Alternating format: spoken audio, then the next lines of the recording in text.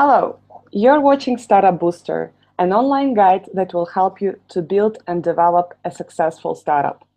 This video course was created by global platform for startups and investors InMind.com.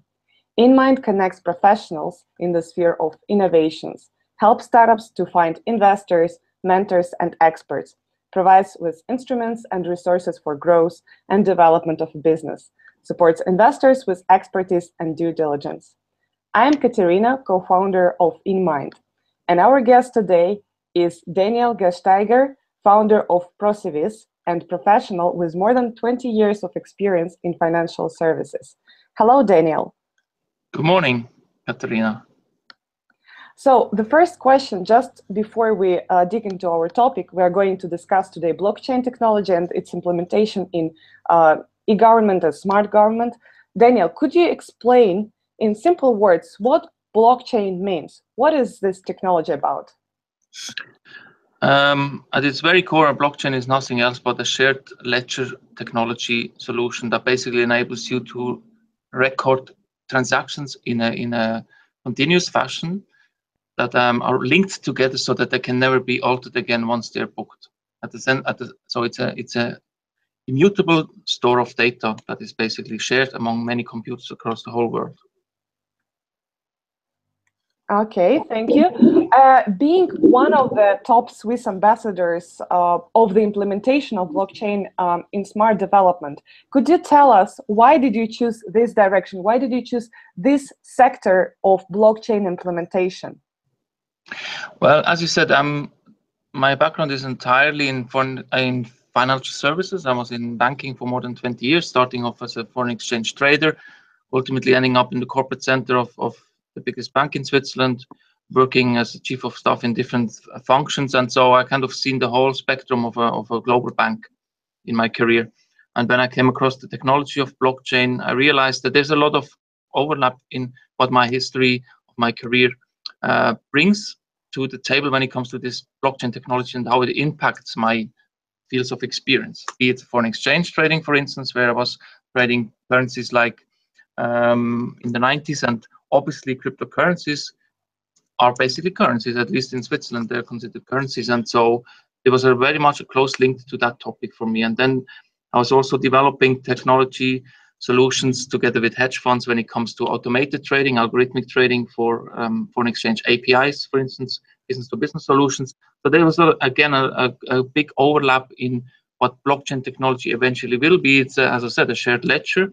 It's got this technology background as a solution to store data and store information, but you somehow need to access it, and this is going to be done via APIs probably, or technology solutions that sit on top of blockchain, and that's very much similar to what I've been doing with these API trading solutions. And so that ultimately led me to the decision to leave banking, because I've seen, after reading a few books, the impact that this technology will have on financial services and beyond.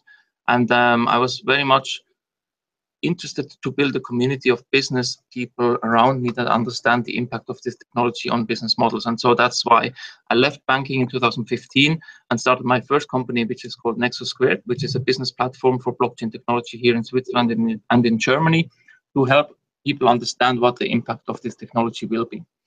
And from there, I basically, after traveling throughout Europe, I ended up at some day in Tallinn for the first time, and without knowing, realized that they were very much progressed when it comes to a digital society. I knew that they were also experimenting with blockchain. That's why I went there, because I wanted to find startups for our accelerator program at the time. But I didn't know how far they were advanced when it comes to digitalizing their own society. And having been there really opened my eyes.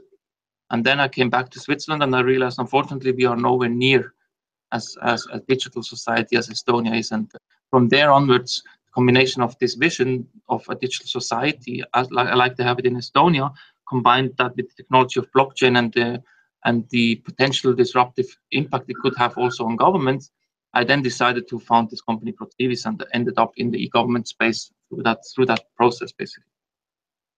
So speaking now about just common citizens, how would you explain what would be the advantages for just common citizens of using this blockchain technology or having this blockchain technology implemented on the governmental level? I mean, it all starts with digital identity.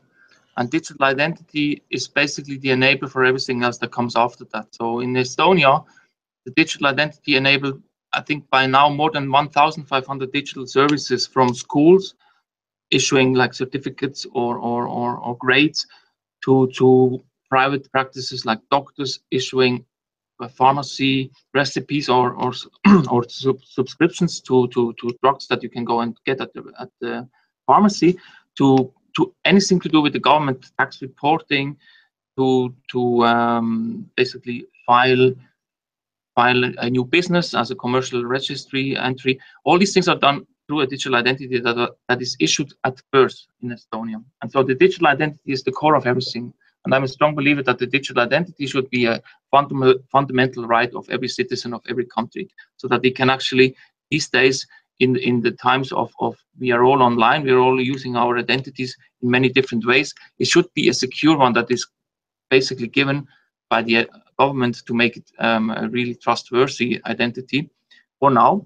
But now my vision is ultimately at the end state, blockchain technology will enable us to have our self-sovereign identity. So it's actually just something that we are launching today, a project called Valid that enables us to leverage this technology to build our own identity solution without being dependent on government or anybody else attesting for it. But we can actually, through mechanisms that we are building over the next few years, build a reputation-based solution that is basically better than any government attestation that I'm actually claiming who I am. And then basically this process through a smart contract-based technology solution will attest through different sources that I am who I claim to be. And so this is sort of the end game. That's how blockchain technology, among other things, can help this development of digital identity. And just looking back, looking a little bit back, now we're thinking about the future. Was it difficult for you and for you as a co-founder of Procivis to convince Swiss authorities to start trying to implement those pilot projects? Switzerland has a bit of a different stance on this topic, or generally on disruption and technology as an enabler for the future. As on a national level, unfortunately, we are not very progressive when it comes to technology. I think we are not very known to be successful when it comes to projects that are technology projects on a national level. We have quite some failures there. We've seen regularly that projects don't get delivered because, frankly, there's a lack of understanding, I think, on the technology side of things when it comes to the national level. On the state level, we have 26 states in Switzerland. We've seen some extremely progressive states like Canton of Zug, which is basically known for its crypto valley, which is world-renowned by now when it comes to blockchain technology and embracing everything to do with blockchain technology, be it from a startup perspective or be it from a governmental perspective. They have very much already in 2016 started accepting Bitcoin as a means of payment, for instance, on the council there. They've now just started accepting the fact that digital identity could be delivered via blockchain. There's different initiatives that are local to the Canton of Zug that are really embracing this technology in a worldwide leading fashion. And the canton that we are working with is called Schaffhausen, another relatively small canton, but a very progressive one when it comes to see the opportunities that come with technology.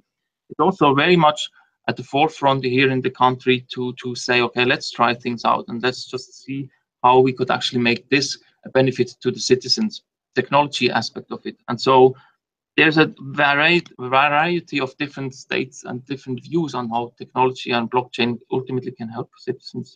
But it was definitely, and this still is an educational topic that we explain to people what this is all about and how this could potentially be so disruptive that it makes sense to learn about it now. So it's not something that is finished. And how do you educate, for example, authorities or common citizens? Do you organize some kind of like seminars or other activities to spread the word, to spread the knowledge? Yes, I mean, we have through the visits in Estonia, I have built up a friendship with one of our advisors. He's called Kaspar from the e-residency program in Estonia. I've had him come over, for instance, already to speak to some representatives from government here, and we had some open door roundtable sessions, and we had some meetups with him.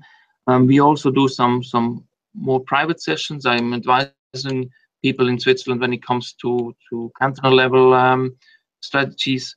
I also internationally advise people on the topic of blockchain. So it's very much a question of speaking about it and going. I was in Brussels last week at the European Parliament speaking about it at the Blockchain Day.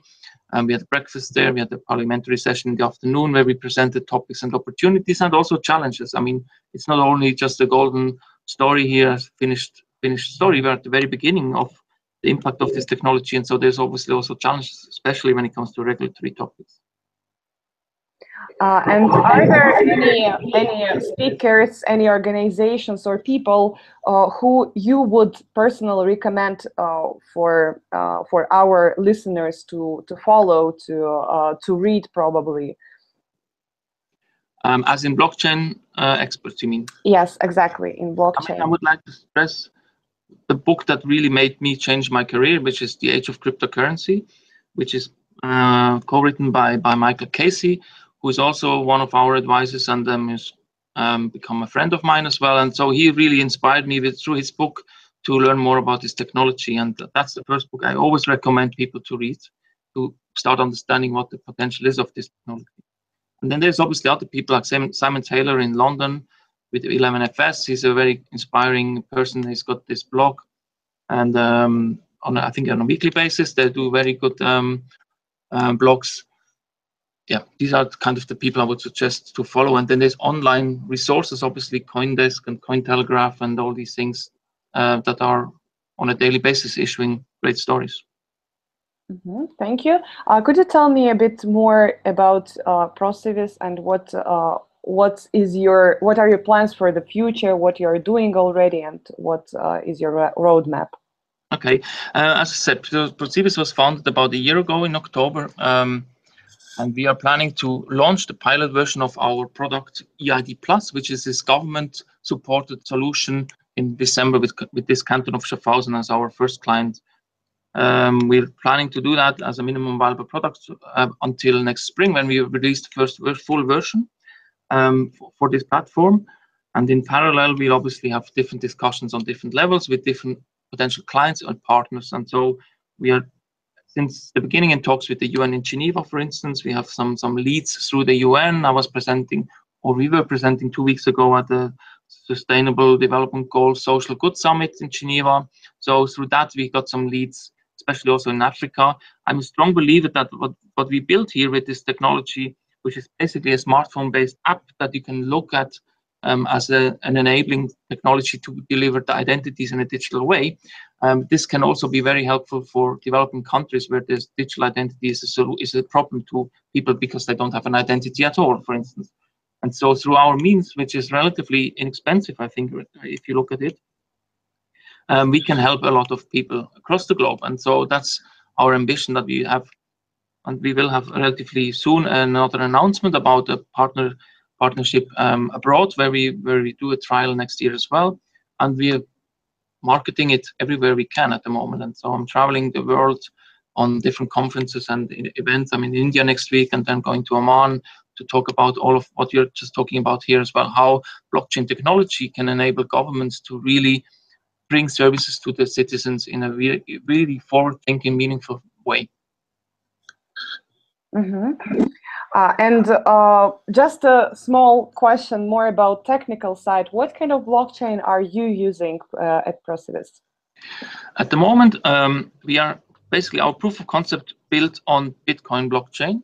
So we did what pretty much everybody is doing. We built a timestamping solution that so basically once you register your identity, there's a timestamp and immutable proof that you have actually registered and issued this identity at this given time. So this has basically been recorded on a Bitcoin blockchain. But going forward, obviously, this is just the timestamping aspect of things. That's not really the use of the blockchain. We see it. Going forward, we obviously started experimenting now in one specific project for e-voting. So an extension for the identity is going to be e-voting. So you have your identity, which is basically going to be acting as a voters registration tool because you can actually then, through the identity, register at a given vote. And the voting system itself is a standalone, completely different project. Actually, will leverage this means of registering a user. And then it's using smart contracts at the moment on Ethereum, for instance. So we're definitely looking at this, and we're also in parallel looking at Hyperledger as another means of delivering this service for voting.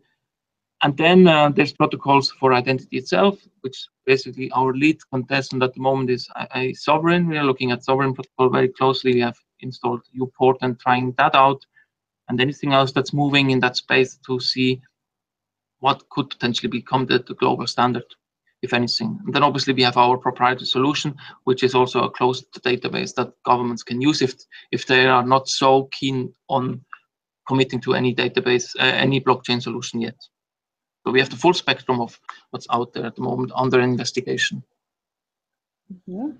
Thank you, Daniel. And my last question would be, what kind of difficulties are you facing now and you foresee to face in the future, except the lack of like the knowledge among people and sometimes among government? What would be other things that you find kind of like challenges to integrate fully blockchain technology?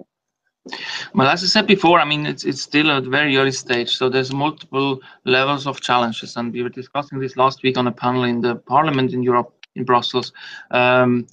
Obviously, there's so many regulatory questions to be answered, and if you look at blockchain, it's not a singular topic; it's a multidimensional issue. You're talking about immutable recording of transactions, so rights to be forgotten, for instance, under the GDPR legislation is an issue.